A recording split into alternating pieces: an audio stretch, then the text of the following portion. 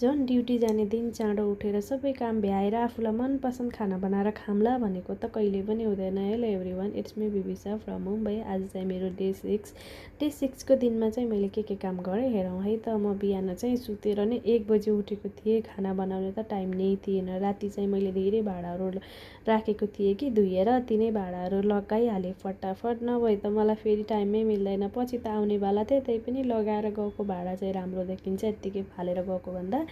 अनि मैले चाहिँ पास्ता मगाएको थिएँ, छिटो छरितो पनि हुन्छ अनि आफूलाई मनपर्ने भइसके पछाडि गरे। पास्ता बोइल गर्न राखेपछि मैले चाहिँ फटाफट ब्रस गरेँ। मेरो ब्याकग्राउन्ड चाहिँ इग्नोर गरिदिनु होला प्लिज। अनि यहाँनिर चाहिँ मैले प्याज काटेँ। मलाई चपिङ बोर्ड निकाल्ने मनै लागेको थिएन, यति अल्छी लागेको थियो नि, त्यही भएर मैले किचनको स्लेट्समै युज गरेँ प्याज काट्नको लागि। अनि यता पास्ता बोइल हुँदै थियो, यता चाहिँ तेल खराएर मैले जिरा र पास्ता फटाफट प्यानमा राखिदिएँ। त्यस पछाडि प्याज अलि ब्राउन भइसके पछाडि टमाटर पनि राखिदिएँ। त्यति भइसके पछाडि पास्तामा चाहिँ टेस्ट आइहाल्छ। अनि पास्ता मसला राखेँ। यो चाहिँ एकदमै मेन भुल्नै नहुने मसला है। अनि मेरो पास्ता अलमोस्ट रेडी भइसकेको थियो अनि मलाई बेर पनि भएको थियो, भोक पनि लागेको थियो। त्यही भएर म खाना बसेँ।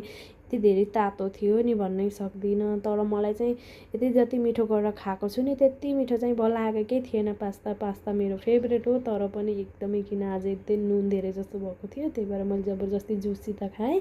अनि म रेडी भएर निक्लेँ। बाहिर निक्लेको त पानी भएको थियो कि अब चाहिँ म साउथ बम्बईमा बस्छु नि त, त्यही भएर मलाई टाढा लाग्छ कि जाँदाखेरि।